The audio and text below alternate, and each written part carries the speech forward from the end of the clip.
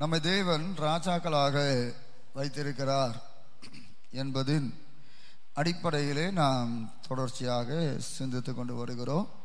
அந்த வஸ்திரங்களை குறித்து, ராஜாவின் வஸ்திரங்களை குறித்து நாம் கவனித்து கொண்டு வருகிறோம். இந்த வேளையில் 45ஆம் சங்கீதம் 8ஆம் வசனம், 45:8 சேர்ந்து வாசிக்கலாமா? எடுத்தாச்சா? சங்கீதம் பழைய ஏற்பாட்டில் 698வது பக்கம். நெய்யூர் விசுவாசிகள் பைபிளை புரட்டிக்கிட்டு இருந்தால் பாவமாகும். சரியா? வாசிக்கலாமே. தந்தத்தினால் செய்த அரமனைகளிலிருந்து புறப்படுகையில் நீர் மகிழும்படி உமது வஸ்திரங்கள் எல்லாம் வெள்ளை போலம், சந்தனம், லவங்கம் இவைகளின் வாசனை பொருந்தினதாய் இருக்கிறது. இந்த வசனங்களாலே கர்த்தர் நம்மோடு பேசும்படியாய் கர்த்தரை ஸ்தோத்திரம் பண்ணுவோம். ஸ்தோத்திரம். உட்காரலாம்.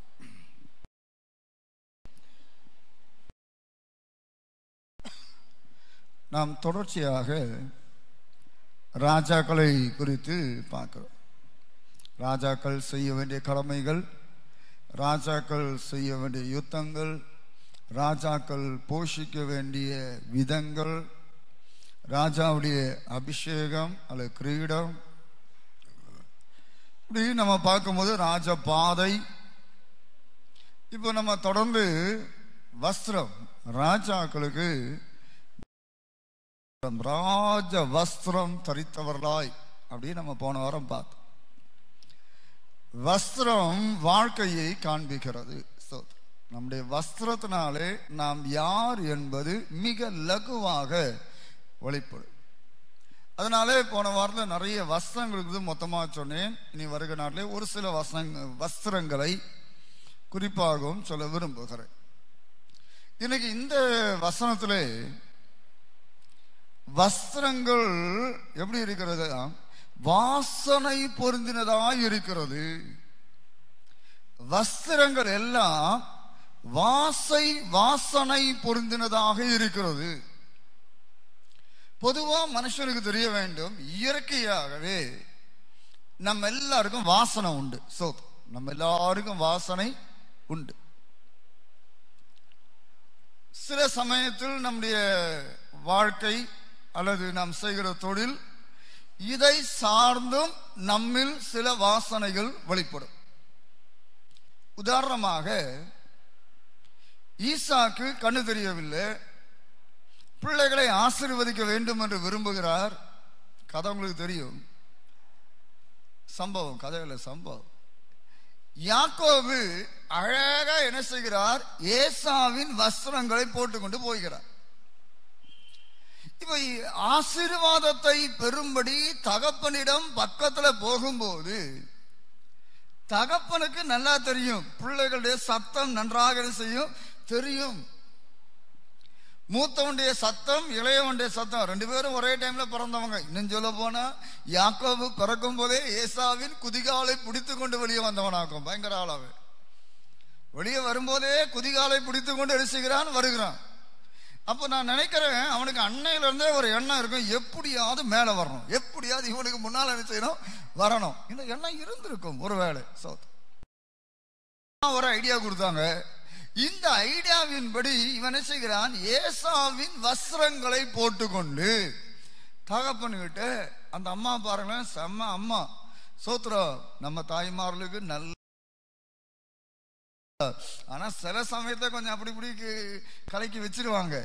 ஆனா சில முக்கிய பாத்தீங்கன்னா, அவன் வனத்திலே உள்ள மிருகத்தை ருசி போல இந்த அம்மா வீட்டில் இருக்கிற ஒரு ஆட்டை அடிச்சு என்ன செஞ்சிருக்கு, சூப்பரா சமைச்சு அவன் கையில கொடுத்து விட்ட உடனே அவருக்கு கொஞ்சம் டேஸ்ட் எல்லாம் பாப்பாரு போல. சோத்ரா சூப்பரா இருக்கு, சாப்பிட்டார், திருப்தி அடைந்தார். மகனை ஆசீர்வதிக்க வேணும். ஆனா ஒரு டவுட்டு உதைக்குது, மனசுல உதைக்குது, சத்தம் வித்தியாசமா. கையை காட்டு, கையை தடவி பார்க்கிறார். கையில அந்த ஆட்டு ரோமம் எல்லாம் போட்டு இருக்குது. சோத்ரா முடியெல்லாம் இருக்கு. சோத்ரா அப்போ ஒரு அப்பாவுக்கு ஒரு டவுட் வந்து அவர் என்ன சொல்றாரா, மகனே நீ கிட்ட வந்து என்ன ஒன்று என்ன செய்ய, முத்தம் செய். அவர் முத்தம் செய்யின்னு சொல்லுவதற்கு காரணம் இவனுக்கு வாசனையை கண்டுபிடிக்கணும். அதான் விஷயம். இவனுக்கு வாசனை என்ன செய்யணும்? கண்டுபிடிக்கணும். சோதரம் அந்த வாசனையை மோர்ந்து, இந்த வாசனை இப்படி இருக்கு, வனத்தின் வாசனையை போல இருக்கு, என் குமாரனுடைய வாசனை அப்படின்னு சொல்லி ஆசீர்வாதத்தை அள்ளி விட்டார் பாருங்க. சோத்ர நான் சொல்ல விரும்புகிற காரியம், நம்முடைய வாசனையை நமது பரம தகப்பன் மோந்து பாப்பார். ஹல்லேலூயா. இதுக்கு கொஞ்சம் கிட்டலாம் போகணும். சோத்ரா சில நினைச்சுவாங்க எட்டி தூரத்தே ஆண்டவரே அப்படி இப்படின்னு. இல்லை, கொஞ்சம் கிட்டவா. சோத்ரா நீ கிட்ட வரும்போது உன்னை பற்றி நல்லா நினைச்சியும் தெரியும். சோத்ரா அப்போ நம்ம கவனிக்கணும், நம்ம அந்த தகப்பனிடம் பக்கத்தில் போக போக போக நம்முடைய வாசனை அழகாக அவர் கண்டுபிடிப்பார். சோத்ரா அந்த வாசனை என்று சொல்வது நம்முடைய சாட்சியின் வாழ்க்கையை காண்பிக்கிறது. Praise the lord. ஹல்லேலூயா. நம்முடைய வாசனை ரொம்ப ரொம்ப முக்கியம். இந்த வாசனையை வைத்துதான் நம்ம என்ன செய்கிறார்கள்? ஆசீர்வதிக்கிறார்கள். நம்ம வாழ்க்கையிலே நன்மைகள் வருவது இந்த வாசனையை வைத்து. ஒரு நாளே ஆதியாகமம் புத்தகம் 34ஆம் அதிகாரத்திலே சிமியோனும் லேவியும் கொடுமையின் கருவியில். சோத்திரம் அந்த குடும்பத்தில் ஒரு தப்பு நடந்துடு, அதுக்கு காரணமான மன்னிப்பு கேட்டாச்சு, இவங்க எல்லாம் பேசி முடிச்சாச்சு. சோத்திரம் தந்திரமான யோசனை பண்ணி திடீர்னு பட்டயத்தை எடுத்துக்கிட்டு போய் அந்த ஊரில் இருக்கிற அத்தனை பேரையும் வெட்டி போட்டார். சோத்திரம் இந்த யாக்கோபு சொல்லுகிறார், இந்த ஜனங்கள் மத்தியில் என் வாசனை நீங்க கெடுத்து போட்டீங்க, என் வாசனையை நீங்க கெடுத்து போட்டீங்க. அப்ப எனக்குன்னு ஒரு வாசனை உண்டு, அந்த அப்பாவுக்குன்னு ஒரு வாசனை உண்டு, அவருக்குன்னு ஒரு சாட்சி உண்டு. அந்த சாட்சியை நீங்க என்ன செஞ்சீங்க? கெடுத்துட்டீங்க. நம்ம சாட்சி கெட்டு போக கூடாது. நம்மை குறித்து ஒரு சாட்சி உண்டு பாருங்க. இவரா இப்படிதான். சோத்ரா தாவீது அப்சலோம் அந்த யுத்த சந்தர்ப்பத்திலே அப்சலோம் கொல்லப்பட்டான். அகிமாஸ் ஓட்டம் ஓடுகிறான். யோவாப் சொல்றான், நீ போகாதே, இன்னைக்கு செய்தி கொண்டு போகாத, நீ போகாத, நீ போகாதேன்னு சொல்றாரு. ஏனென்றால் ராஜாவின் குமாரன் மரித்தபடினாலே நீ இன்னைக்கு போகாத. அவன் சொல்றான், எப்படி நான் ஓடுவேன், எப்படி நான் ஓடுவேன், எப்படி நான் போய் சொல்லணும். அவன் சொல்றான், மகனே நல்ல செய்தி உனக்கு இல்லாத சமயத்தை நீ ஏன் போற? இல்லை நான் ஓடுவேன். சரி ஓடு. இவன் ஓடி போகிறான் பாருங்க. இவன் வேகமா, இவனுக்கு முன்னால ஒருத்தன் போனா அவனையும் ஓவர்டேக் பண்ணி ஃபாஸ்டா ஓடி போகிறான். ஜாமக்காரன் பார்த்து சொல்றான், ஒருத்தன் ஓடி வருகிறான், ஓட்டம் அகிமாசின் ஓட்டம் போல இருக்கிறது.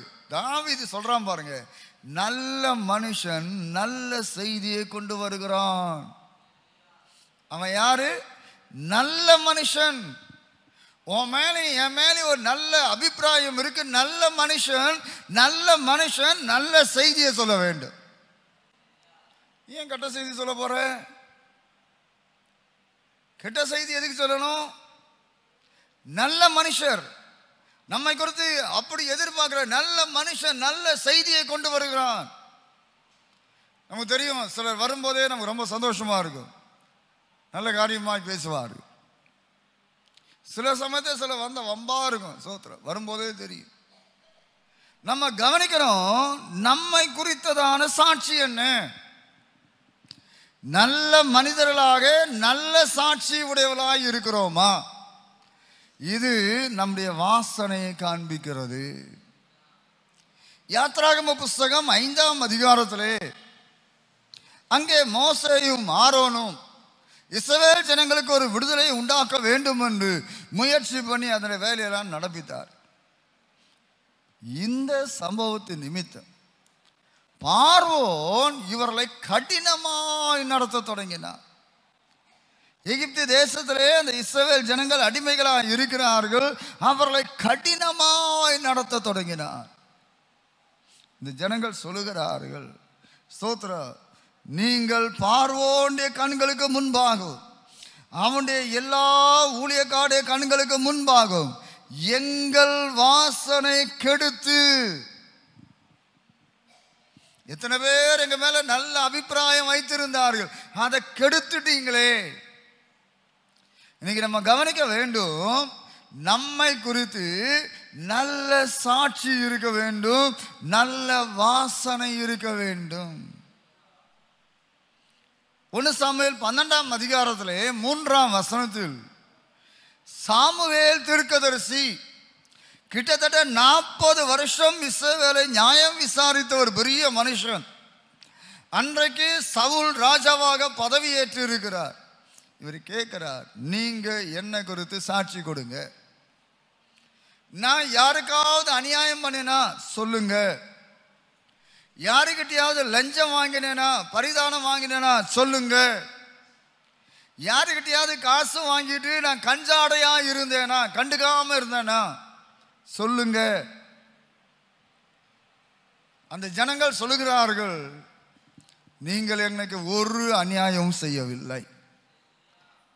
நம்ம வாழ்க்கையில் கவனிக்கணும், ஒரு நீண்ட வருஷம் இருக்கும். பொதுவாகவே மனுஷனுக்கு ஒரு பிரச்சனை, கொஞ்ச காலம் நல்லா இருப்பார்கள். ஒரு அரசாட்சியோ ஒரு ஆட்சியோ ஒரு தலைமைத்துவமோ எல்லாமே கொஞ்சம் வருஷத்துக்கு கொஞ்ச நாளைக்கு ஓகே நல்லா இருக்கும். ஆனால் கொஞ்சம் நாள் ஆன பின்பு நமக்கே ஒரு எண்ணம் வரும், நம்ம தான் இனி நம்ம தான். இந்த எண்ணம் எவனுக்கு வருதோ அவன் செத்தான். இது அப்படி வந்தபோது அடுத்த என்ன செய்வார்கள், சோத்திரம், தேவையில்லாத பல காரியங்களில் அவர்கள் ஈடுபடுவார்கள். இயேசுதாமே சொன்னாரு, ஆண்டவர் வர தாமதிக்கும் போது ஒரு வேலைக்காரங்கிட்ட தன்னுடைய வேலையாட்களை பார்த்தவரை சொல்லிட்டு போனார், எஜமான் வர தாமதிக்கும் என்று அவன் கவனிக்கிறான். அப்ப என்ன செய்கிறான், தன்னுடைய வேலையாட்களை அடிக்கும்படியாக போகிறான். தனக்கு கீழே இருக்கிற வேலையாட்களுக்கு சாப்பாடு கொடுக்க மாட்டேன்றான், சம்பளம் கொடுக்க மாட்டேன்றான். உன்னை எதுக்கு வச்சது? அந்த எஜமா உன்னை எதுக்கு ரெப்ரசன்டேட்டிவா வச்சது? அவருக்கு பதிலாக நீ கொடுக்கும்படியாக தான் உன்னை வச்சது. அவர் வர தாமதிக்கிறாருன்னு சொல்லி மனம் போல செஞ்சினா கையும் காலும் கட்டி புறம்பான இருள தூக்கி போட்டுருவாரு. நம்ம கவனிக்க வேண்டும். சிலருக்கு அப்படியே கொஞ்சம் வருஷம் போச்சுன்னா அதுக்கு பிறகு ஒரு லத்தாச்சிக்கு அப்படி ஒரு எண்ணம் வந்துடும், பார்த்துருவோமே, இதுதான் பெரிய தீமை. ஆனால் இந்த சாமுவேல் கிட்டத்தட்ட 40 வருஷம் தன்னுடைய சாட்சியை உண்மையாய் காத்து கொண்டான். ஹல்லேலூயா.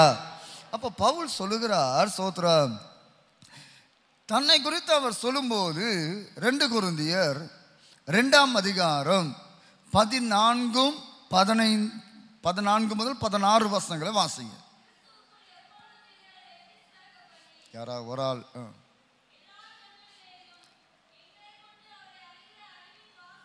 அவரை கொண்டு அவரை அறிகிற அறிவின் வாசனையை,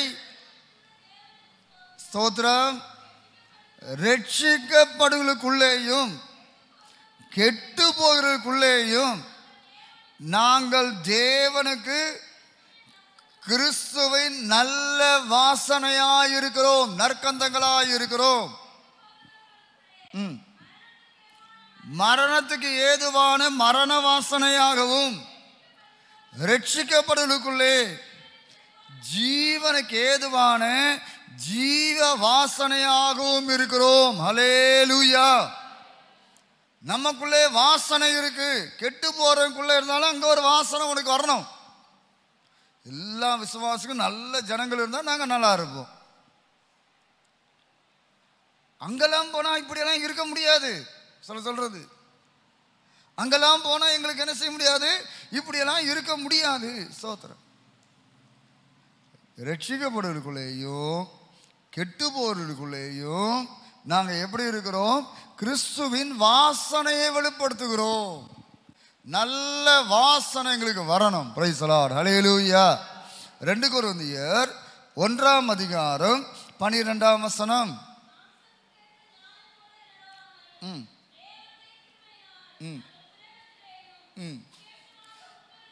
உலகத்திலேயும் விசேஷமாக உங்களிடத்திலேயும் கபடம் இல்லாமல் திவ்ய உண்மையோடு நடந்தோம் என்று எங்கள் மனது எங்களுக்கு சொல்லும் சாட்சியே எங்களுக்கு புகழ்ச்சி. போதும்.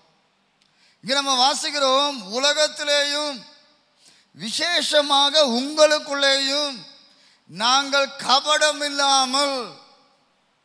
உள்ளவனை வச்சு வெளியவனு பேசுதான் கபடு. கபடனாவே உனக்கு என்ன செய்யப்படும்? நம்ம கவனிக்கணும், நம்ம உள்ள என்ன இருக்கோ அதான் வெளியே வரணும். சிலர் தந்திர மனம் உடையவர்களாக தந்திரமான நாவுகளை தெரிந்து கொள்வார்கள். நம்ம கரெக்டா பேசணும் பாருங்க. நம்முடைய மனது நமக்கு சொல்லுகிற சாட்சி உண்டு. நம்ம மனசுக்கு தெரியுமே. சாலமோன் சீமேயிகிட்ட சொல்லுவான், உன் மனதுக்கு தெரிந்திருக்கிற அந்த தீமைகளை நீ செய்தது வெளியாருக்கும் தெரியண்டா, உன் மனசுக்கு தெரியுமே. நம்ம மனசுக்கு தெரிய இருக்கிற விஷயம் தான் ரொம்ப பாதிப்பு. சோத்திரம். அதனால உலகத்திலேயும் உங்களிடத்திலேயும் கபடம் இல்லாமல் திவ்ய உண்மையோடு நடந்தோம் என்பதற்கு எங்கள் மனசு சாட்சி, நீங்களும் சாட்சி. 1 தெசலோனிக்கேயர் 2ஆம் அதிகாரம் 5ஆம் வசனம். 1 தெசலோனிக்கேயர் 2:5. நாங்கள் ஒரு காலும் இச்சகமான வசனங்களை சொல்லவும் இல்லை, பொருளாசை உள்ளவர்களாய் மாயம் பண்ணவும் இல்லை, தேவனே சாட்சி. பவுல் தன்னை குறித்து சொல்லுகிறார். இச்சகமான வசனங்களை எனக்கு தெரியும் பாருங்க, நான் ஊழியத்தை பார்த்துருக்கேன். சில மக்கள் கொஞ்சம் வசதியான ஆட்கள், அவங்கள ப்ளீஸ் பண்ற மாதிரி கொஞ்சம் பேசினா இளவாத பேசும் இளவும். நம்ம அப்படி பேசுறது கிடையாது. இச்சகமாய் பேசி சோத்திரம் எங்களுக்கு வேண்டாம் வேண்டாம் சொல்லுவாங்க. வேண்டாம் மாயம் வேணும் தானே நினைக்க, மாயம் பண்ணாத, தேவனே சாட்சி. 10ஆம் வசனம். உங்களுக்குள்ளே நாங்கள் எவ்வளவு பரிசுத்தமும் நீதியும் பிழையின்மையுமாய் நடந்தோம் என்பதற்கு நீங்களும் சாட்சி, தேவனும் சாட்சி. விசுவாசிகளாகிய உங்களுக்குள்ளே எவ்வளவு பரிசுத்தமாய் நடந்தோம். நீங்க நம்முடைய வாழ்க்கையிலே சோத்திரம், ஜனங்களுக்குள்ளே சபைக்குள்ளே நாம் இருக்கிறோம், வெளியே இருக்கிறோம். சோத்திரம், எவ்வளவு பரிசுத்தத்தை காத்துக்கொள்ள வேண்டும். பேதுரு சொல்றார், எப்படிப்பட்ட பரிசுத்த நடக்கை உடையவளாய் நாம் இருக்க வேண்டும். பரிசுத்தத்தை காத்துக்கொள்ள வேண்டும். நடக்கையிலே காக்கணும், பார்வையிலே காக்கணும், பேச்சிலே காக்க வேண்டும். பேசும்போதும் சில லூஸ் டாக்கெல்லாம் விடக்கூடாது. ஏனென்றால் சோத்திரம், உங்களுக்குள்ளே எவ்வளவு பரிசுத்தமும் நீதியும் பிழையின்மை, மிஸ்டேக் வந்துடக்கூடாது. பிழையில்லாத பரிசுத்தத்தை தான் தேவன் எதிர்பார்க்கிறார். என் பிரியமே நீ ரூபவதி, சொல்லுங்கப்பா, வசனங்களை தான் சொல்றீங்க. உன்னில் பழுதொன்றும் இல்லை. ஹல்லேலூயா.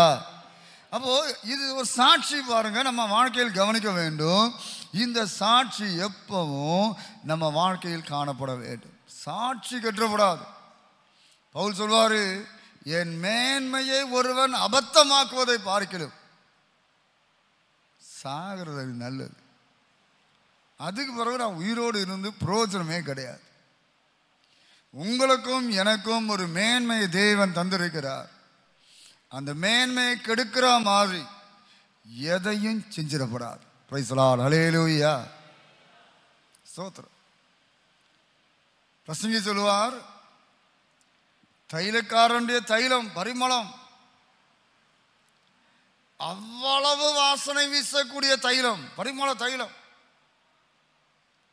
சொற்ப மதியினம், செத்த ஈக்கள் கெட்டு நாரி போகப்பான். நம்ம வாழ்க்கையில் கவனிக்கணும், சாட்சி போச்சோ, நம்ம ஒவ்வொருடைய வாழ்க்கையிலையும் இருக்கிற சாட்சி போச்சோ, அதுக்கு பிறகு வேஸ்ட். ஸ்தோத்திரம். Praise the lord. ஹல்லேலூயா. அப்போ நம்ம ஒவ்வொருத்தரை கொடுத்தும் ஒரு சாட்சி இருக்கு. ஓ, இவரா, இவங்க இப்படிதான் இருப்பாங்க, எப்படியோ அந்த ஒரு பிம்பம் வெளிப்பட்டிருக்கும். இவங்க இவ்வளோ தூரம் நல்லா நிற்பாங்க, இவ்வளோ கர்த்தருக்காக நிற்பாங்க,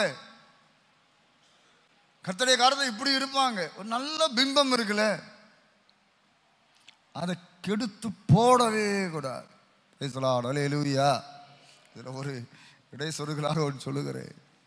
பொதுவாக என்கிட்ட யாராவது எங்கள் விசுவாசிகளை பற்றி கேட்டால், நீங்கள் நினைக்கிறத ஓவர் பில்டப்லாம் கொடுத்துருவேன் பாருங்க. எங்கள் ஆளுங்க ரொம்ப அப்படியாக்கும் இப்படியாக்கும், ரொம்ப நல்லவர் வல்லவர்னெல்லாம் சொல்லி வச்சுருவேன். அவங்க உங்களை பார்க்கும் போதெல்லாம் என்ன தம்ம நினைப்பாங்க, நல்லவர் வல்லவர்னாக்க உங்களை பார்ப்பாங்க. உங்கள் கையில் தான் இருக்குது அதை காத்துக்கிறதும் காக்காததும். Price the lord. ஹல்லேலூயா. புரியுதா உங்களுக்கு? அந்த ஆள் கேட்டுறக்கூடாது, பார்க்குற ஒரு ஆள் கேட்டு, இவரா இப்படி சொன்னீங்களே, இப்படி இருக்கிறாரு, அது பிறகு நாங்கள் என்ன செய்யறது? கவனிக்கணும். சாட்சி போயிடக்கூடாது, பதறி பேசக்கூடாது, நம்ம நிலையை தெரிஞ்சு நம்ம நிற்கணும். ரொம்ப முக்கியம் பாருங்க. சாட்சி போச்சோ, அதுக்கு பிறகு என்னதான் சொன்னாலும் பேசலாம். ஹல்லேலூயா. சரி, இயேசு தன்னை குறித்து நல்ல சாட்சி கொடுப்பார். இயேசு தன்னை குறித்து மிக அழகாக சாட்சி கொடுக்கக்கூடியவராக இருந்தார். யோவான் சுவிசேஷம் 8ஆம் அதிகாரத்திலே வாசிக்கதான வேளையில் இயேசுவை குறித்ததான சாட்சி அவர் தன்னை குறித்தே என்ன செய்கிறார், சொல்லுகிறார். 13, 14 வசனங்கள். உன்னை குறித்து நீயே சாட்சி கொடுக்கிறாய்.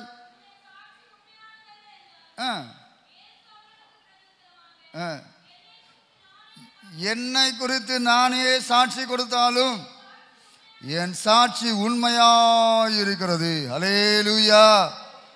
என்னை குறித்து நானே சாட்சி சொன்னாலும் என் சாட்சி உண்மையாயிருக்கிறது. நமக்கு தெரியணும், நம்ம சாட்சி கரெக்டாக இருக்கணும் பாருங்க. நம்ம சாட்சி உண்மையாயிருக்க வேண்டும். உண்மையுள்ள சாட்சி நம்ம வாழ்க்கையில வேண்டும் பாருங்க. 5ஆம் அதிகாரம் யோவான் சுவிசேஷம் 31, 32 இந்த மாதிரி வசங்களை வாசிக்கும் போது அவர் சொல்லுவார். சோத்ரா 31, 32.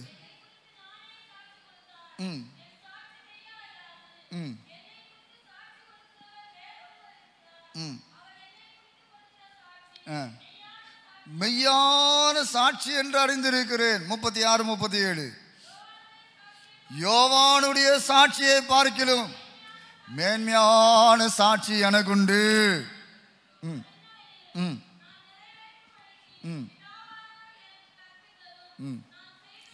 நான் செய்து வருவதுமான கிரியைகளே பிதா என்னை அனுப்பினார் என்று என்னை குறித்து சாட்சி கொடுக்கிறது. போதும். இயேசு சொல்றாரு, சோதரம், யோவானை விட மேன்மையான சாட்சி எனக்கு உண்டு. நான் நல்ல காரியத்தை செய்து கொண்டு வருகிறேன். பிதாவானவர் செய்ய விரும்பினதை நான் செய்து கொண்டிருக்கிறேன். அது பெரிய ஒரு சாட்சி என்று அவர் சொல்லிக் கொண்டிருக்கிறார். ஹல்லேலூயா. நம்ம கவனிக்கணும், நமக்கு ஒரு சாட்சி உண்டு பாருங்க.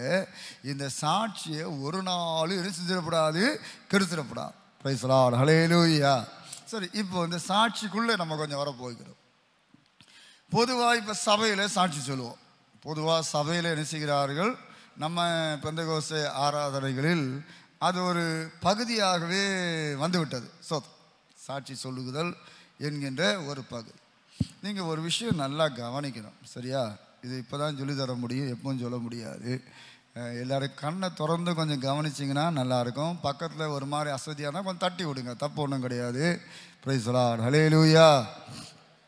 சரி, நம்ம சாட்சி சொல்கிறது பக்தி விருத்தி அடையும்படியாக சாட்சி சொல்கிறோம்.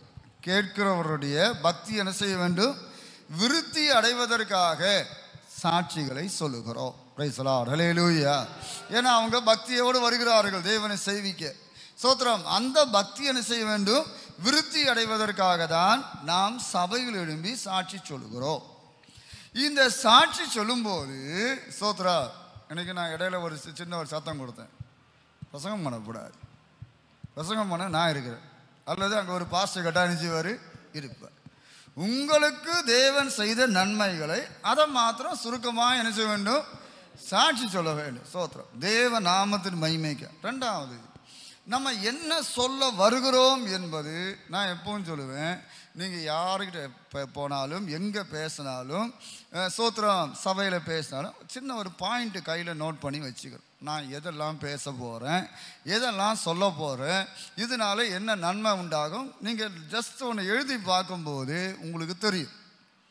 இது ஒரு இதுவும் இல்லை, பிளாங்காக இருக்கும். சோத்திரம் பிளாங்காக இருப்பாங்க, டைம் சும்மா இருக்குது. முந்தி சில இடங்களில் பார்த்தா நான் அப்படி இல்லை. யாராவது சொல்கிறீங்களா? இன்னும் யாராவது சொல்கிறீங்களா? இன்னும் யாரும் இல்லையா? நமக்கு பிரசங்கம் பண்ணவே நேரம் இல்லை, இப்படி ஏலம் போட மாட்டேன். அப்படியெல்லாம் சொல்லும்போது சிலர் என்ன செய்வாங்க, உடனே அவர் எழும்பி வந்து ஒரு பாட்டு பாடி, இவ்வளோ நேரம் பாட்டு பாடி இருக்கிறோமே போதாதா? நேரத்தை கடத்தக்கூடாது. நம்ம சொல்ல வர காரியத்தை தெளிவாக என்ன செய்ய வேண்டும்? சொல்ல வேண்டும். கர்த்தர் எனக்கு இப்படி ஒரு நன்மை செய்தார், என் குடும்பத்தில் இதை செய்தார், இப்படி ஒரு தீமை வந்தது, இந்த தீமை தேவன் நன்மையாக்கினார், இப்படி ஒரு வியாதி வந்தது, இதில் சுகம் தந்தார், அதில் இப்படி ஒரு பிரச்சனை இருந்து அதில் விடுதலை தந்தார், தெளிவாக சொல்லலாமே. போனேன் வந்தேன், ஃபோன் பேசினேன், கூப்பிட்டேன், அவர் எடுக்கலை, இவரு கூப்பிட்டேன், இவரு விஷயத்தை சொன்னால் போறாதா? நம்ம இதை ரொம்ப கவனிக்கணும் பாருங்க. சோத்திரம், சாட்சிகள் சொல்லும்போது கேட்கிறவர்களுக்கு பக்தி என்ன செய்ய வேண்டும்? விருத்தி உண்டாக வேண்டும். இதுக்கு தான் சாட்சி சொல்லுவது. பிரைஸ் தி லார்ட், ஹல்லேலூயா. இந்த சாட்சி சொல்லும்போது எக்ஸ்ட்ரா ஃபிட்டிங் வந்துடக்கூடாது. பவுல் சொல்வாரு, சோத்திரம், நாங்கள் தேவனுக்காக பொய் சொல்லுகிறவர்களாக இருப்போமே. செய்யாததை செஞ்சாருன்னு சொல்லும்போது தேவனுக்காக என்ன செய்கிறோம்? பொய் சாட்சி சொல்லுகிறோம். சோத்திரம், பொய்யெல்லாம் சொல்லக்கூடாது. தேவன் அதை தெளிவாக என்ன செய்கிறார்? கேட்கிறார். பிரைஸ் தி லார்ட், ஹல்லேலூயா. இதில் ஒரு சம்பவம் சொல்லு. ஒரு நல்ல ஒரு பெந்தேகோஸ்தே சபை, நான் இந்த முனைவர் பட்டத்துக்கு ஆய்வுக்கு போகும்போது ஒரு பாஸ்டர்கிட்ட, ஒரு பெரிய பாஸ்டர்கிட்ட நான் போய் ஒரு இன்டர்வியூ எடுக்கிறேன். சோத்ரம், இன்டர்வியூ எடுக்கும்போது சோத்ரம், பாஸ்டர் இப்படி ஒரு சாட்சி இருக்கு, அதை பற்றி அவர்கிட்ட பேசுகிறேன். சோத்ரம் பேசி, என்னடா இதுலலாம் இருக்குது, அந்த டாக்குமெண்ட்ஸ் எல்லாம் எனக்கு தாங்க அப்படின்னு சொல்லி நான் கேட்கும்போது தெளிவாக, தம்பி வேண்டாம்ப்பா, அந்த அந்த சாட்சியின் காரியங்களை சொல்கிறார். சோத்ரம், ஒரு மனுஷன் சாட்சி சொன்னது அந்த பத்திரிகையில் வந்ததை அவர் சொல்கிறாரு. சோத்ரம், அவர் சொல்கிறாராம், சாட்சியில் விழுந்து சோதரன் கை அடிபட்டு ஒரு கை உடஞ்சி அதை இன்னொரு கையில் தூக்கி நான் ஓடி ஹாஸ்பிட்டலுக்கு போனேன் அப்படின்னு. உடனே குறிப்பிட்ட இந்த சாட்சியை கேட்டவர்கள் டக்குன்னு சொன்னாங்க, அப்போ அந்த ஆளை நாங்கள் பார்க்கணும், ஏன்னா டாக்டர்ஸ் அங்கே இருக்காங்க. ஒரு கை உடஞ்சதை இன்னொரு கையில் தூக்கிட்டு போகிறான்னா அது எப்படி இருக்கும், அந்த ஆளை பார்க்கணும்னு சொல்லி உடனே கூப்பிட்டு விசாரிக்கும் போது தான், ஐயோ நான் ஒரு அவசரத்தில் சொல்லிட்டேன், நான் ஒரு அவசரத்தில் இந்த மாதிரி சொல்லக்கூடாது, சொல்கிறத தெளிவாக சொல்லணும். பிரைஸ் தி லார்ட், ஹல்லேலூயா. கேட்குறவன் பைத்தியக்காரன் இல்லை, கீழேந்து கேட்குறவர்கள் தெளிவாய் கவனிப்பார்கள் நம்ம என்ன சொல்கிறோன்னு சொல்லி. அப்போ நம்ம கவனிக்க வேண்டும், நீங்கள் சொல்கிறது உண்மையாக இருந்தால் அந்த வார்த்தை அவங்களுக்குள்ளே ஒரு எடிஃபிகேஷன், ஒரு பக்தி விருத்தியை உண்டு பண்ணும். தேவையில்லாமல் வார்த்தைகள் என்ன செய்யப்படாது? விட்டுறப்படாது. சோத்திரம், முந்தின நாட்டில் சில இடங்களை பார்த்தீங்கன்னா அவனை குத்துறதுக்கு இவனை குத்துறதுக்கு, சோத்திரம், அவருக்கு 2 தட்டு தட்டினா அவனுக்கு கொஞ்சம் சொல்லி கொடுக்கணும், அதுக்காக என்ன பண்ணுறது? சாட்சி சொல்ல வர்றது. இதுக்கெல்லாம் நம்ம இடம் கொடுக்கறதில்லை. அப்படி இருந்தாலும் நான் ஏதாவது சொல்லிடுவேன் இல்லையா? சோத்திரம், நம்ம கவனிக்கணும் பாருங்க. சாட்சி என்னது? கர்த்தர் எனக்கு இப்படி ஒரு நன்மை செய்தார், அதன் மூலமாக தேவ சபையில் எழும்பி நின்று தேவனை மகிமைப்படுத்துகிறேன். பிரைஸ் தி லார்ட், ஹல்லேலூயா. சோத்திரம், நாங்கள் கர்த்தருடைய சந்நிதியிலே பேசுகிறோம். நல்ல வார்த்தை பேசினாலும் கெட்ட வார்த்தை பேசினாலும் நீங்கள் எங்கேருந்து பேசுகிறீங்க? நானாக இருந்தாலும் சரி, நீங்களாக இருந்தாலும் சரி, எங்கேருந்து பேசுகிறோம்? கர்த்தருடைய சந்நிதியில் பேசுகிறோம். இதை மறக்கவே கூடாது. பிரைஸ் தி லார்ட், ஹல்லேலூயா. சரிதானே? சாட்சி சொல்கிறோன்னு சொன்னால் அப்படிதான், கர்த்தருடைய சந்நிதியில் பேசுகிறோம். நம்ம இங்கே தெருவில் இருந்தால் பேசுகிறோம், ஜெபம் பண்ணி தேவ சமூகத்தில் நம்ம வந்திருக்கிறோம். 2-3 பேர் என் நாமத்தில் எங்கே கூடிப்போ அங்கே நான் இருப்பேன்னு சொன்னார், அவர் கேட்கத்தக்கதாக நம்ம பேசி கொண்டு இருக்கிறோம். பிரைஸ் தி லார்ட், ஹல்லேலூயா. ஏற்கனவே நம்ம சபையில் 1-2 பேர் தான் சாட்சி சொல்கிறது. நான் இவ்வளவும் சொன்ன பிறகு நீ அடுத்த வாரம் சோத்திரம் கர்த்தர் செய்த நன்மை தாராளமாய் சொல்லுங்க. கர்த்தர் எனக்கு இவ்வளோ நன்மை செய்தார், ஹல்லேலூயா. கர்த்தர் என் குடும்பத்துக்கு இப்படி ஒரு நன்மை செய்தார், கர்த்தர் இப்படி ஆச்சரியமாய் பாதுகாத்தார், எத்தனை பேரை தேவன் பாதுகாக்கிறார், இதெல்லாம் சாட்சிகளாக சொல்லுங்க. சோத்திரம். ஆனால் தயவு செய்து திரும்பவும் சொல்லுகிறேன், எந்த காரணம் கொண்டும் அடுத்தவனை ஹிட் பண்ணுறதுக்காக சொல்லாதீங்க. எனக்கு சின்ன ஸ்டேஜில் நான் ஊழியத்துக்கு வந்த சமயத்தில் ஒரே ஒரு முறை என் மனசறிஞ்சு, சோத்திரம், இத்தனை வருஷம் பிரசங்கம் பண்ணுகிறேன், 30 வருஷத்துக்கு மேலே, ஒரே ஒரு முறை மனசறிஞ்சு ஒரு ஆளை குத்தணும்னு சொல்லி ஒரு 2-3 வார்த்தை சொன்னேன். அடுத்த நாள் எப்படியோ தெரியல, சோத்திரம், மாத்தூர் லாசர் பாஷை பார்க்க போனேன். அவர் அன்னைக்கு தான் ஃபஸ்ட்டாக பார்த்தார். சொல்ல, தம்பி, குத்தி மட்டும் பிரசங்கம் பண்ணாத. இன்னைக்கு வரைக்கும் நான் பண்ணுறதில்ல. சிலருக்கு படும், அது வேற, சரியா. ஆனால் பர்பஸாக ஹிட் பண்ணது அன்னைக்கு ஒரு ஆள் தான். ஒரு ஆளுக்கு கரெக்டாக கொடுக்கணும்னு சொல்லி கொடுப்போம் தெரியுமா, அது அன்றைக்கி தான் நான் பண்ணது. ஆனால் அதுக்கு பிறகு நான் பண்ணதே கிடையாது. இத்தனை வருஷமாக நான் அப்படி தெரிஞ்சு மனசறிஞ்சு ஒரு ஆளுக்கு படும் தெரிஞ்சால் மேக்ஸிமம் அவாய்ட் பண்ணிடுவேன். சோத்திரம், மேக்ஸிமம் அவாய்ட் பண்ணிடுவேன். நம்ம கவனிக்கணும் பாருங்க. சோத்திரம், நாம் கர்த்தருடைய சந்நிதியிலே நிற்கிறோம். நம்ம பேசுவதை கேட்குது கர்த்தர். நீங்கள் கேட்குறீங்களோ கேட்கலையோ எனக்கு தெரியும், கர்த்தர் இதெல்லாம் கேட்டுக்கொண்டு தான் இருக்கிறார். ஹல்லேலூயா. அதே போல் நீங்கள் சொல்கிற சாட்சியும் இங்கே இருக்கிற பலரும் கேட்காமலே இருந்திருக்கலாம், பரலோகத்தின் தேவன் அதை கவனித்து கொண்டு இருக்கிறார். ஹல்லேலூயா. சரி, இந்த சாட்சிகள்னு வரும்போது எப்படி சாட்சி சொல்கிறாங்க அப்படின்றத நம்ம பார்ப்போம். யோவான் சுவிசேஷம் 3ஆம் அதிகாரம் 32ஆம் வசனம். யோவான் 3:32.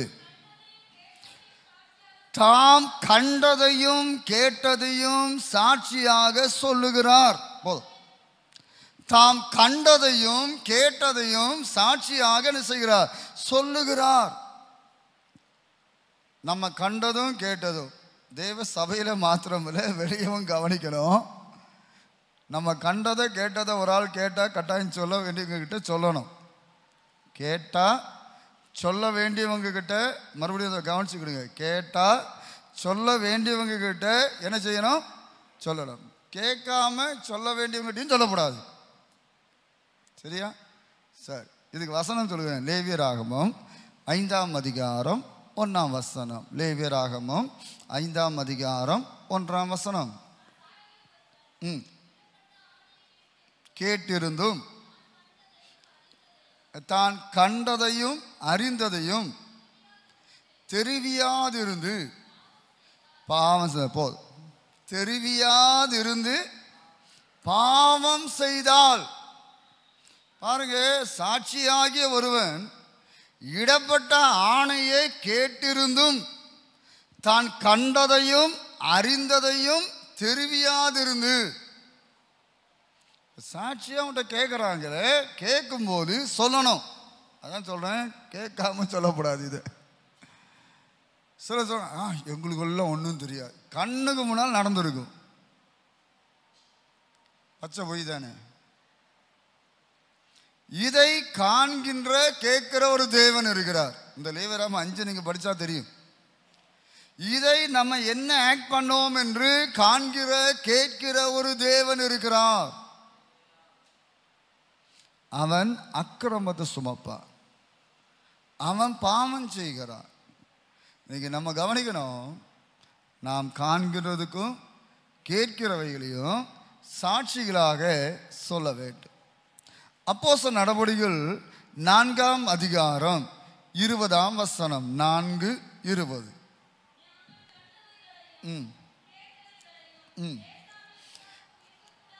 நாங்கள் கண்டவைகளையும் கேட்டவைகளையும் பேசாமல் இருக்கக்கூடாதே. நாங்கள் நிறைய விஷயத்தை கண்டோம், தேவன் எங்களுக்கு காட்டி தந்தார். நாங்கள் நிறைய கேட்டோம், அதை பேசாமல் இருக்கக்கூடாது. நீ பேசாதன்னு சொன்னா நான் பேசுவேன். நாங்கள் கண்டவைகளையும் கேட்டவைகளையும் பேசுவோம். பிரைஸ் தி லார்ட், ஹல்லேலூயா. அப்போஸ்தலர் நடபடிகள் 22ஆம் அதிகாரம் 15ஆம் வசனம். 22:15. இது ஒரு பாடம் மாதிரியே வரட்டு. நீ கண்டவைகளையும் கேட்டவைகளையும் குறித்து சகல மனுஷருக்கு முன்பாக அவருக்கு சாட்சியாயிருப்பாய். ஹல்லேலூயா. ஆண்டவர் பவுலுக்கு சொல்றார், ஆண்டவர் உனக்கு தரிசனமாகி உனக்கு நிறைய விஷயத்தை காட்டி தந்திருக்கிறார், நிறைய விஷயத்தை கர்த்தர் உனக்கு கேட்கும்படியாக செய்திருக்கிறார். இது எல்லாரும் கேட்கத்தக்கதான் சொல்லு. Praise the lord. ஹல்லேலூயா. தேவன் நமக்கு எவ்வளோ சொப்பனங்களை தருகிறார், எவ்வளோ தரிசனங்களை தருகிறார். நம்ம சபையில் ஒரு விசுவாசியாக எனக்கு கர்த்தர் எனக்கு இப்படி சொப்பனம் தந்தார், இப்படி தரிசனம் தந்தார், இப்படி எனக்கு காட்டி தந்தார், இப்படி காட்டி தந்தவர் நடந்தது யாராவது ஒருத்தர் எழுப்பி சொல்கிறாங்களா? நீங்கள் ஜோம் பண்ணும் போல ஒன்றும் காட்ட மாட்டாரோ? ஆறாவது நடக்கும் போல ஒன்றும் சொல்ல மாட்டாரோ? எப்படி? ஹல்லேலூயா. இதை தான் பேசணும் பாருங்க. தேவன் எங்களுக்கு இப்படியெல்லாம் காட்டி தந்தார் என்பதை அவங்க என்ன செய்ய வேண்டும்? சாட்சிகளாக சொல்ல வேண்டும். Praise the lord. ஹல்லேலூயா. அது மாத்திரமல்ல, ஸ்தோத்திரம். 1 யோவான் 1ஆம் அதிகாரம் 1ஆம் வசனம். 1 யோவான் 1:1. நாங்கள் கேட்டதும் கண்டதும் நாங்கள் நோக்கி பார்த்ததும் எங்கள் கைகளினால் தொட்டதுமாய் இருக்கிற ஜீவ வார்த்தையை உங்களுக்கு அறிவிக்கிறோம். நாங்கள் கேட்டது, எங்க கண்ணினால கண்டது, நாங்கள் நோக்கி பார்த்தது, நாங்கள் தொட்டு பார்த்ததான அந்த தேவனை குறித்து நாங்கள் பேசுகிறோம். Praise the lord. ஹல்லேலூயா. அவருக்கு நாங்கள் நிறைய கேட்டோம் பாருங்க. நிறைய பேர் இப்படி சாட்சி சொன்னாங்களே, நாங்கள் கேட்டோம். ஸ்தோத்திரம். எத்தனை நல்ல சாட்சிகளின் மூலமாக சுகமாக்கப்பட்டவர்கள் இருக்காங்க தெரியுமா? கர்த்தர் எனக்கு இப்படி ஒரு கஷ்டத்திலிருந்து அற்புதமாய் விடுதலை தந்தார் என்று சொல்லும்போது, ஸ்தோத்திரம், அதை கேட்டவர்கள் அவங்களுக்கு தேவன் அப்படி செஞ்சா எனக்கும் செய்வாரே. தேவன் பட்சபாதம் உள்ளவர் அல்லவே. நாங்கள் அதை குறித்து பேசுகிறோம். Praise the lord. ஹல்லேலூயா. ஸ்தோத்திரம். அப்படி சாட்சிகளை சொல்லக்கூடியவர்களாக இருக்க வேண்டும். ஒருவேளை சொல்லாமல் இருந்தா மத்தேயின் சுவிசேஷம் 10ஆம் அதிகாரம் 32ஆம் வசனம். 10:32.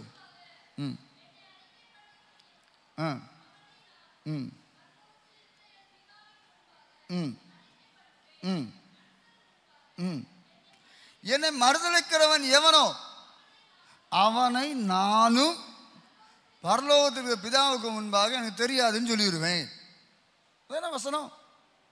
மனுஷருக்கு முன்பாக இயேசுவை மறுதலிக்காம சொல்ல வேண்டும். சாட்சியா சொல்லணும். நீங்க பெந்தகோஸ்தேக்காரங்களான்னு கேட்டா ஆமான்னு சொல்லணும். நீங்க கிறிஸ்தவங்களான்னு கேட்டா ஆமான்னு சொல்லணும். Praise the lord. ஹல்லேலூயா. நாங்க கோயிலுக்கெல்லாம் போவோம், ஆனா மனுஷனுக்கு முன்னால மறுதலிக்காதே, பரலோகத்தின் தேவன் அதை பார்த்து கொண்டு இருக்கிறார். நீங்க ஒரு விஷயம் தெரிஞ்சுக்கிடுங்க. சோத்ராம், இந்த பேதுரு இருக்காரு, நல்ல மனுஷன், இயேசுவோடு கூட இந்த மனுஷன். டைம் என்ன ஃபாஸ்டா ஓடிட்டு பாருங்க. சோத்ராம், சீக்கிரம் முடிக்கிறேன். இந்த மனுஷன் ஒரு நாள் இயேசுவை தெரியாதுன்னு சொல்றான், சத்தியமா தெரியாதுன்னு சொல்றான் பாருங்க. ஒருத்தர் சொல்றா, உன் பேச்சு உன்னை காட்டி கொடுக்குது, நீ என்ன இல்லை இல்லைன்னு சொல்லிட்டு இருக்க. உன் பேச்சு உன்னை காட்டி கொடுக்குது. நீங்க பேசுறத வச்சே நீங்க பெந்தகோஸ்தேக்காரங்கன்னு தெரியும், நீங்க கிறிஸ்தவங்கன்னு தெரியும், பின்ன அதுக்கு இல்லை இல்லைன்னு சொல்லணும். Praise the lord. ஹல்லேலூயா. தேவன் நம்மை தெளிவா வச்ச உலகத்துக்கும் தெரியும் இவங்க இப்படிதான் சொல்லி, பின்ன எதுக்கு மனுஷன் முன்பாக மறுதலிக்க போனோம்? எங்க நாங்கள் ரட்சிக்கப்படலைங்க, எங்களுக்கு நான் கோயிலாம் தெரியாது. சோத்திரம். கர்த்தர் என்னை ரட்சித்தார் என்று மனுஷருக்கு முன்பாக நல்ல சாட்சிகளை சொல்ல தேவன் கிருபை தருவாராக. ஹல்லேலூயா. இன்னொன்று, சோத்திரம், நம்ம வாழ்க்கையில் எப்பவுமே தேவன் எதிர்பார்க்கிறது நற்சாட்சி. அப்போஸ்தலர் நடபடிகள் 6ஆம் அதிகாரம் 3ஆம் வசனம். 6:3. பரிசுத்த ஆவியும் ஞானமும் நிறைந்து நற்சாட்சி பெற்றிருக்கிற 7 பேரை உங்களில் தெரிந்து கொள்ளுங்கள். போதும். நற்சாட்சி பெற்றிருக்கிற ஒரு 7 பேரை தெரிந்து கொள்ளுங்கள். ஆதி சபையிலே பந்தி விசாரிப்பு சாப்பாடு போடுறதுல பிரச்சனை வந்தது. எபிரேயர்கள், இஸ்ரவேல் ஜனங்கள் கிரேக்கர்களை, அந்நிய ஜனங்களுக்கு சரியா சாப்பாடு போடல. சாப்பாடு விளம்பும் போது சோத்ரம் அவங்கள பார்க்கும்போது ஒரு கரண்டி கூட வைக்கிறாங்க, இவங்க வைக்கல. இதான் பிரச்சனை. அன்னைக்கு தெளிவா சொல்றாங்க, பரிசுத்த ஆவியும் ஞானமும் நிறைந்து நற்சாட்சி உள்ள ஒரு 7 பேர். பாருங்க, தேவ சபையிலே தேவனுடைய வேலைகள் செய்யும் போது, தேவனுக்கு அடுத்த காரியங்களை செய்வதற்கு நற்சாட்சி அவசியம். யாரை வச்சு செய்யறது இல்லை, எப்படியும் செய்யறது, எப்படியும் நடக்கட்டும், எப்படியா செய்யறாங்க. இல்லப்பா அப்படி செய்ய முடியாது. நான் எஸ்ரா நெகேமியா புஸ்தகத்தை படிக்கும்போது பல சமயத்தில் எனக்கு வரக்கூடிய ஒரு பெரிய கேள்வி, சோத்திரம், அந்த எதிரிடை பண்ணினவர்கள் எப்பவுமே சொல்லுவாங்க, நாங்க கட்டுறோம், நாங்க செய்யறோம், நாங்க தேவனை ஆராய்த்து கொண்டு வருவோம், நாங்க தான் செய்வோம் சொல்லி வரும்போது இந்த யூத மக்கள் சொல்லுவாங்க, வேண்டாம், நீ தொடப்படாது, இது செய்யறதுக்கு தேவன் எங்களை தான் வச்சிருக்க. அவன் சொல்றான், நாங்க தேவனை தானே ஆராதிக்கிறோம், நாங்க கொண்டு வந்தோம். வேண்டாம். கவனிக்கணும், ஒரு காரியத்தை செய்வதற்கு அதற்கென்று நியமிக்கப்பட்ட ஜனங்கள் இருப்பார்கள். அவர்களுக்கு விசேஷமான ஒரு நற்சாட்சியை தேவன் வைத்திருப்பார். நம்ம சாட்சி கெட்டு போக கூடாது. பொதுவாக நம்ம சாப்பிட்ற இந்த போர்டு அதெல்லாம் இருக்குல்ல, உங்களுக்கெல்லாம் லெட்டர் வரதுக்கு முன்னால கட்டாயம் எனக்கு ஒரு பேப்பர் வரும், நல்லவர் வல்லவர்னு எழுதி கொடுப்போம். கவனிக்கணும், நற்சாட்சி கெட்டக்கூடாது. நல்ல சாட்சி எப்பவுமே என்ன செய்ய வேண்டும், நல்ல. அந்த நீதிமொழியில் வசனம் உண்டு, இந்த அந்த எப்படி நற்கீர்த்தியே நல்லது. நமக்கு நல்ல பெயர் இருக்கணும் பாருங்க, நற்சாட்சி நமக்குள்ளே இருக்க வேண்டும். 1 தீமோத்தேயு 6ஆம் அதிகாரம் 12ஆம் வசனம் முதல் 14ஆம் வசனம் வரைக்கும். 1 தீமோத்தேயு 6ஆம் அதிகாரம்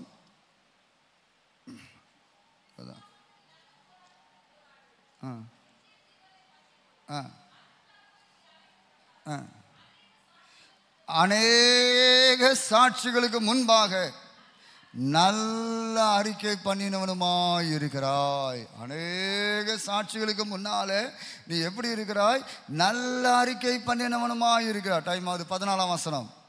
எல்லாவற்றையும் தேவனுடைய சன்னிதானத்திலேயும் பொந்து பிலாத்துவின் முன் நின்று நல்ல அறிக்கையை சாட்சியாய் விளங்க பண்ணின கிறிஸ்து இயேசுடைய சன்னிதானத்தையும். கிறிஸ்து இயேசு பிலாத்து அவ்வளவு விசாரிக்கிறார், நல்ல சாட்சி தாங்க சொன்னார். மாறி மாறி அவன் கேட்டான். பிலாத்து விசாரித்தார், அண்ணா விசாரித்தார், காய்பா விசாரிக்கிறார், ஏரோது விசாரிக்கிறார். நல்ல சாட்சி. எத்தனை பேர் நமக்கு குறித்து விசாரித்தாலும் நம்ம வாயிலிருந்து நல்ல சாட்சியை வர தேவன் உதவி செய்வாராக. Price the lord. ஹல்லேலூயா. 2 நாக்கு இருக்கப்படாது. ஏரோது கிட்ட ஒரு சாட்சி சொல்லிட்டு அண்ணா பிரதான ஆசாரியங்கிட்ட இன்னொரு சாட்சி சொல்லப்படாது, மாட்டிக்கிடுவீங்க. ஒரே சாட்சி, நல்ல சாட்சியாக இருக்க தேவன் உதவி செய்வாராக. ஹல்லேலூயா. சோத்ரம். இப்படி நம்ம பார்க்கும்போது நிறைய சாட்சிகள், பரிசுத்த ஆவி நம்மை பலப்படுத்தும் போது நம்ம வாழ்க்கையிலே என்ன செய்கிறது, நாம் சாட்சியை பலம் நடந்து சாட்சிகளாக இருக்கிறோம், இயேசுவுக்கு சாட்சிகளாக இருக்கிறோம். நல்ல அனுபவங்களை கத்த தருவாராக. இந்த ஒரு விஷயத்தை சொல்லி நான் நிறுத்துக்கிறேன், டைம் ஆனால. ஏசாயா 59:12 59:12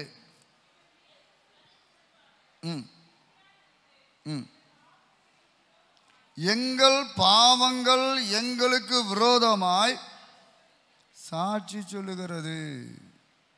நம்ம கவனிக்கணும், நம்ம வாழ்க்கையிலே சில பாவங்கள் இருந்தால் இருக்கும் என்றால் அந்த பாவங்கள் நமக்கு விரோதமாக என்ன செய்கிறது, சாட்சி சொல்லுகிறது. பாவம் பாருங்க, நம்மளை பாவம் பண்ண வச்சுட்டு நமக்கு விரோதமாக போய் பாவம் சாட்சி சொல்லுமா, இவன் தான் இந்த பாவம் செஞ்சான், இப்படி தான் செஞ்சான்னு சொல்லி பாவம் சாட்சி சொல்லும். நம்ம வாழ்க்கைகளுக்கு ரொம்ப கவனிக்கணும். நம்ம நல்ல சாட்சிகளாக இருக்க வேண்டும், தேவனுக்கேற்ற சாட்சிகளாக இருக்க வேண்டும், கர்த்தருடைய சாட்சிகளாக இருக்க வேண்டும், எல்லாம் நல்லது. அதே சமயத்தில் பாவங்கள் வாழ்க்கையில் இருக்கும் என்றால் பாவங்கள் ஒரு மனுஷனுக்கு விரோதமாக நின்று சாட்சி சொல்லும். தெளிவா சொல்லும் பாருங்க. ஸ்தோத்திரம். சங்கீதத்தை நான் வாசிக்கிறோம். 90ஆம் சங்கீதத்தில் மோசே கடைசியில் ஒரு ஜெபம் பண்ணாரு பாருங்க. ஸ்தோத்திரம். எங்கள் அந்தரங்க பாவங்களை உம்முடைய அது வாசிங்களேன்.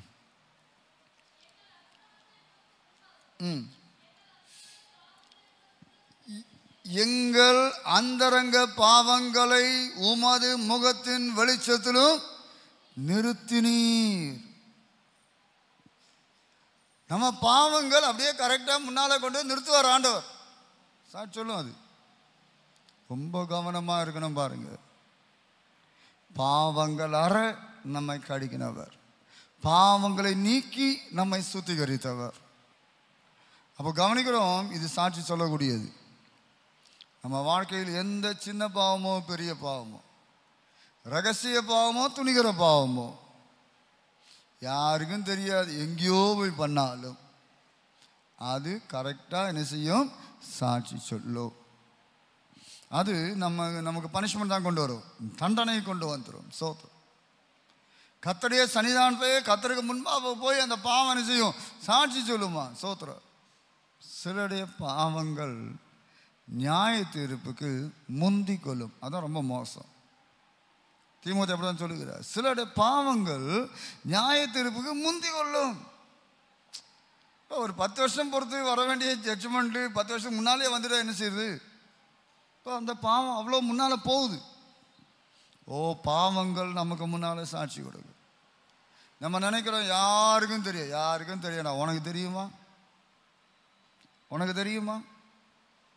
மோசே ஒருத்தனை ஒரே அடியில், ஒரு எகிப்தியனை ஒரே அடியில் அடித்து கொண்டு போட்டான். யாருக்கும் தெரியாதுன்னு சொல்லி நினச்சி சோத்திரம் மணலில் போட்டு புதைச்சாச்சு. சோத்திரம். வெளியே வந்துதா? ஒருத்தன் கேட்டானா? நேற்றுக்கு நீ பண்ணியேன்னு அவன் கேட்டானா?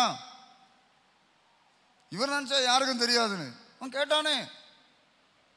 கவனிக்கணும், பாவம் சாட்சி சொல்லும். கட்டாயம் பயப்படத்தான் வேணும், பயந்து ஓடத்தான் வேணும். நம்ம கவனிக்கணும், நம்ம வாழ்க்கையை நம்ம எங்கே ஓடுவோம்? உமக்கு முன்பாக, உமக்கு மறைவாக எங்கே ஓடுவோம் ஆண்டவரே?